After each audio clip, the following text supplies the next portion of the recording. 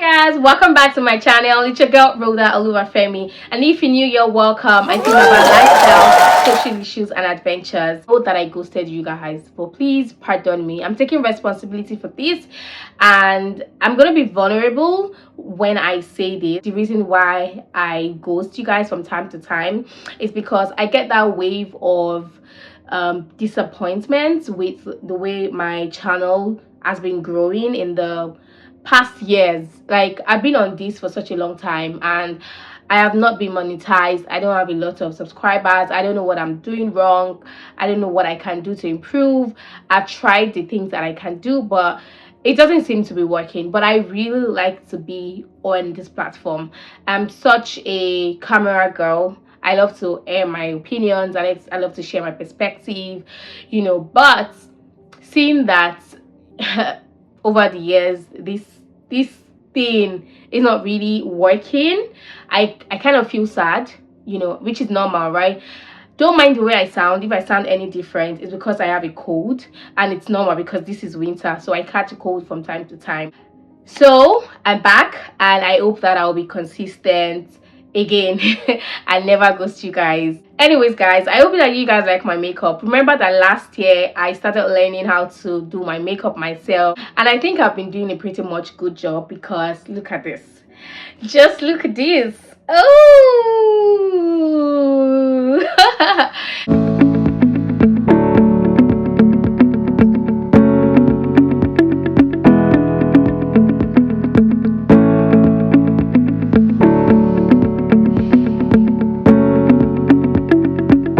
let's get into it. It's the new year. Happy New Year, guys. I know you're probably thinking Happy New Year in March or April, whenever you guys will be seeing this, but it's better late than never. This is my first time on my channel in 2026, so courtesy demands that I officially just welcome you guys to the new year. How's it been, guys? I hope you guys have been smashing your goals, even though personally I don't believe in new year resolutions or new year goals in the traditional way anymore. And the traditional way, I mean, you know how at the beginning of the year people have like goals, they literally write out goals that they want to achieve, and I'm not saying that is bad, but as I grow older, I just realized that that's kind of archaic, and it doesn't, writing it down doesn't doesn't do anything much, right? Even though writing it down is important, I think doing the work is more important than writing it down. Growing older, I just want to keep things real. In this year 2026, one goal that I have is to lose weight. Like, I think that's perfect. You don't need multiple goals. If you have your goals written down like 5, like 10, good luck to you, and I hope that you smash those goals. If not, you know what, that's okay. Like me, I don't think I have any goals written down anywhere. Like, I know the things that I want to improve on, and I didn't wait until the new year to actually start doing those things. Like, I've been doing some of those things since late last year. So coming into the new year, it was just, oh, I'm going older this year, because that's something that really excites me. I'm really excited about my birthdays. I love the idea of growing. Excitement of the new year is my birthday, nothing else. If there's something that I need to do, I typically don't wait until the new year to do it. And I think that's my grouse with people who, are very big on new year, new me, new year, new goals kind of thing. Why do you have to wait until it's the new year? Another thing with the new year is it's a wave. There's that rush of, oh, it's the new year, I want to do this, I want to do that, I want to do this, I want to do that, without even considering the things that you need to do in order to achieve those goals. It's really not about writing it, even though writing it is very important. Working on it and identifying how to achieve those goals are more important. And there's some goals that takes more than 365 days or 366 days if it's a leap year to achieve, right? So you don't need new goals every year. I think that's the bottom line. You don't need anything brand new because it's a new year. That's my point. That is that about the new year. For me, I think what I would like to do more this year is to be consistent on my channel, whether the views are great, whether the subscribers are great or not. And so help me God. And I want to travel more this year. In the past couple of months, specifically about 5 months ago, myself and a friend started a podcast that we're yet to launch. And this is actually because the creatives out there are like Nigerian tailors. Now, if you're not a Nigerian, you would not understand this context. Just gonna say that the Nigerian tailors are some of the most disappointments. Like, they're very big on disappointing people. I think it's part of their profession. I've once thought that when you are an apprentice, like a fashion designer apprentice, I think they teach you specifically on how to disappoint clients, because it never makes sense to me that Nigerian tailors are never on time. You could give a tailor an outfit in January and be open and honest with them to say, oh yeah, like I'm giving you this fabric in January because I've gotten it so early, but the wedding is in November. And Nigerian tailors would not cut or start sewing your outfits until a week to that occasion in November for a fabric that you've given them since January. Like, that's how annoying they are. They're never on time. They never keep to the end of their bargain. And I also always used to think that, oh, when you pay them in full, they will treat you better. I was wrong, girl. Like, they never treat, whether you pay them in full, whether you don't pay them, they don't treat it better. I'm someone who doesn't like to owe, right? So when I want a service rendered, I kind of like to pay, maybe like 80% or 60, like depending on your service agreement as well, right? So if I give you a fabric and you tell me, oh, you have to pay like 60% down payment, like I'm quick to do that, because I don't want you to say it's because I didn't pay my 60% down payment that you didn't sew my clothes or whatever. But whether you keep to your side of the bargain, they are gonna fuck shit up with you. Okay, just trying to summarize what I mean by Nigerian tailors are some of the biggest disappointments. So the creatives that we've been working with in the past 5 months, they are not any different from the Nigerian tailors. We've had to change 2 times because it's been one excuse or another, even though like some of the excuses are personal excuses and I truly get it, but they've never really communicated the way things were going. Like, we were not in the loop of things. It was just dead silence and no tangible conversation context, regardless of when we told them that we wanted to launch. Like, we've had to change our launch dates 4 times because we've shot these episodes since last year, and some of them we did shoots like this year as well. But we've not even been able to launch anything, one. And some of these sessions have some New Year conversations. And this is what's now March. So imagine releasing a podcast and you guys are hearing Happy New Year, guys, 2026, like, you guys would think they were not serious, right? But it's the editors, it's the creatives. Like, there's nothing we can do. We've done our part, but these guys just keep dragging us behind. But right now, we probably need to just take out those New Year conversations, or just go with the flow and just expect people to understand. Telling them to take out those parts will even make them have bigger excuses to say, oh, you guys asked us to do XYZ and that's what we've done. Anyways, when my podcast launches, I'll let you guys know. And I hope that you guys actually support my friend and I on this. Thank you. On the Nigerian side, as a Nigerian living in Canada, I wake up with so much happiness and eagerness to go about my day. But the moment I open my social media pages, I'm filled with so much sadness, to the extent that I have my day ruined, or I just become moody, sad, and sometimes I'm so moved to tears because some of the things that I see happening in Nigeria is very disheartening. Recently there was a news on social media about how there's a particular community in Delta that they celebrate rape festival. Literally a festival of rape. Like, they come together to abuse girls, women, and it's a celebration. It's when I try to be vocal about these things, express myself, and someone's like, oh, but like, you're not even in Nigeria, why are you always bothered about these things? Like, shut up. Like, what is rape festival? Who approved of that?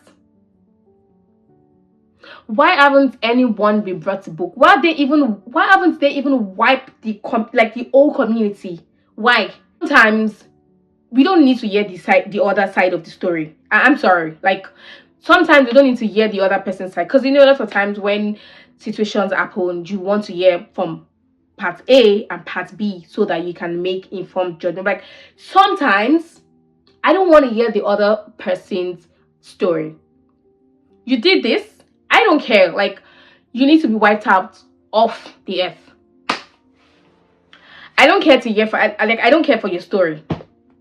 You raped someone, like, you should be gunned down. Literally, they should wipe the whole community out. Like, I know, like, the law has to take its course. You have to, take them to court. You need to hear from, like, I don't want that. I respect the law, but no, I don't want that. Since I'm chit-chatting with you guys on things that I've been up to, last year I changed my phone. And if you know me, you know that I'm not even big on gadgets. Like, I have a working gadget. I'm okay, like, I'm so good.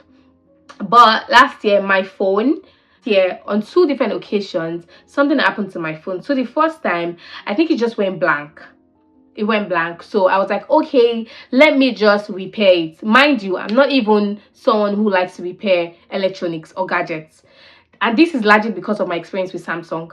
Samsung has traumatized me so much so that when a gadget spoils, I just want to discard it. This is because if you're a Samsung user, you can testify to it. Once there's something wrong with your Samsung phone, my dear, just discard it. Don't try to repair it, because repairing a Samsung device is as good as buying a new one. It's as good. Samsung has traumatized me so much. And with Apple, it's actually different, because when my phone got bad last year, I used that phone for I think 5 years. So when my phone got bad last year, and I just wanted to know how much it would cost to repair it. I was actually thinking, oh, they would ask me to be like 500. Obviously, I was like, I'm not paying 500 to repair gadgets. I just wanted to know if it was worth it. And it was like below $100. I was like, oh, okay, not bad.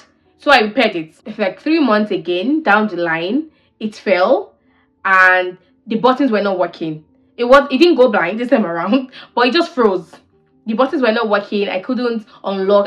Couldn't do anything. I was like, okay, let me just go get a new one. And this time they had launched iPhone 17. I was like, okay, let me just go change this phone. But mind you, I needed to access that phone to be able to sign into a new one. Unfortunately for me, I needed to repair my 11 Pro, so I had to go spend an extra $100 to get that phone unlocked because it was frozen. I couldn't do anything. So I did that, and immediately, so I think I repaired it on Friday, and then on Saturday I went to Yorkdale Mall to get a new phone. And as a Nigerian, I think I'm so used to the cash and carry economy that we operate in Nigeria. Like, I'm so used to it that I can't finance, like, there's some things I cannot finance, right? I can't finance a gadget. If I want to buy a computer, if I want to buy a phone, if I want to buy an AirPod, if I want to buy a wristwatch, like, I'm going to do cash and carry. If I don't have the money, I'm not buying. And you can ask, like, how are you going to build your credit score? I'm building my credit score buying other things, and I'm not going to be buying something when I don't even have money for it. Like, I treat my credit card like a debit card. If there's no money in my debit card, I definitely cannot buy anything. Like, I can't spend, right? So that's the way I treat my credit card, because I'm too Nigerian to be owing. I don't like to owe, right? So if I don't have the money, there's no spending. So I'm just too Nigerian to finance. So this iPhone 17 Pro is my first gadget purchase in Canada. I bought my laptop, I bought my gadgets, basically my electronic device. I bought them from Nigeria before coming here, and I'm still using, like, my wristwatch. I'm still using it, my computer, I'm still using it. So they were like, oh, I could be paying, and I'm like, no, I'm not here to, like, finance. I just want to, like, pay outright.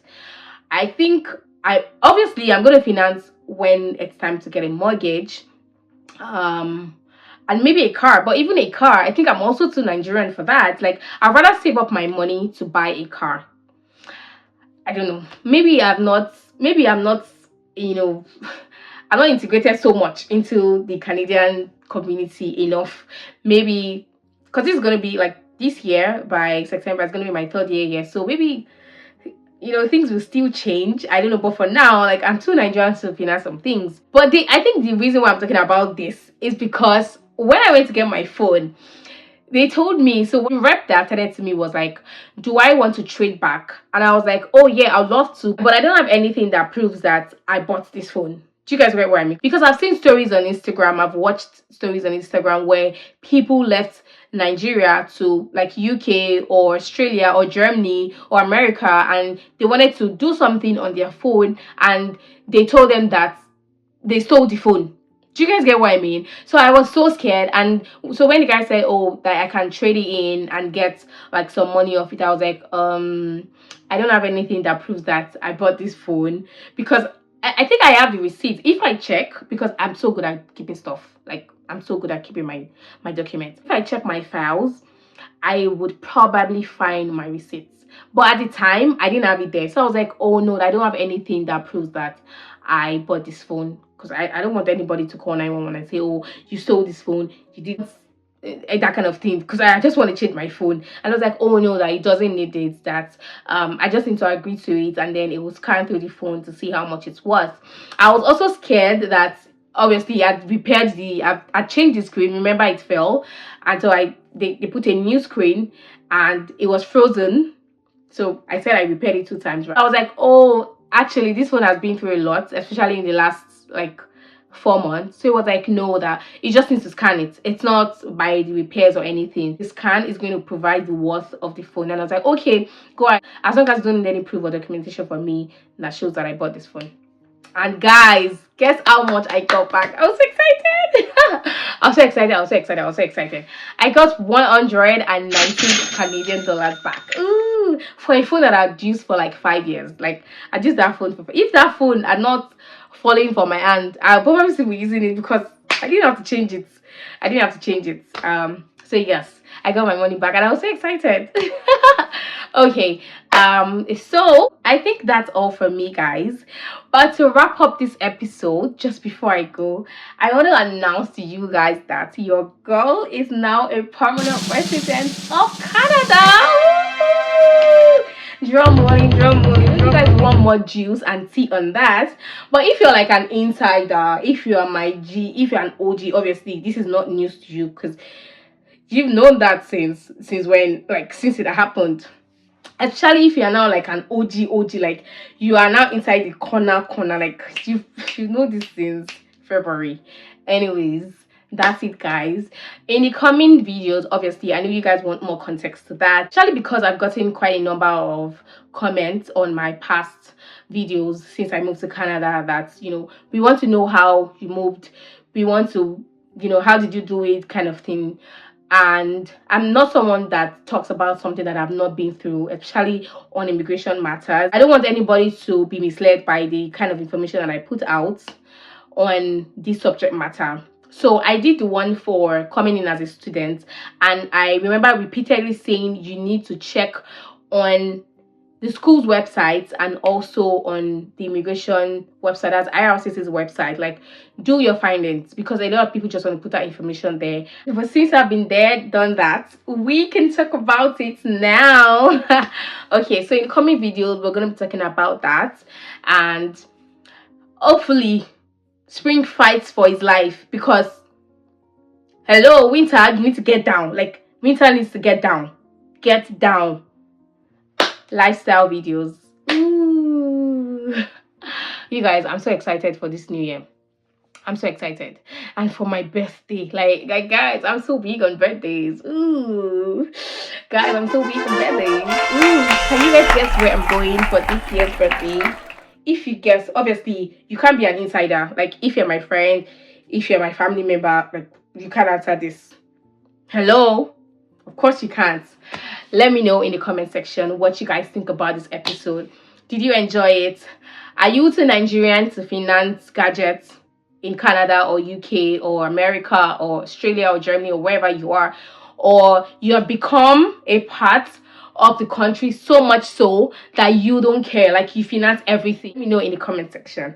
Also, let me know what you guys think about writing out your goals. Know if you're so big on new resolution, new year, new me, or you are to me that you don't care for the new year. Thank you so much guys for watching. I hope you guys enjoyed this chit chat. I've missed you guys. I've actually missed talking to my camera and talking to you guys, and I hope that I actually become consistent and just build my community brick by brick. I'm gonna see you guys on the next episode. Please remember to click on the subscribe button and the like button, and I'll see you guys next time. Bye guys.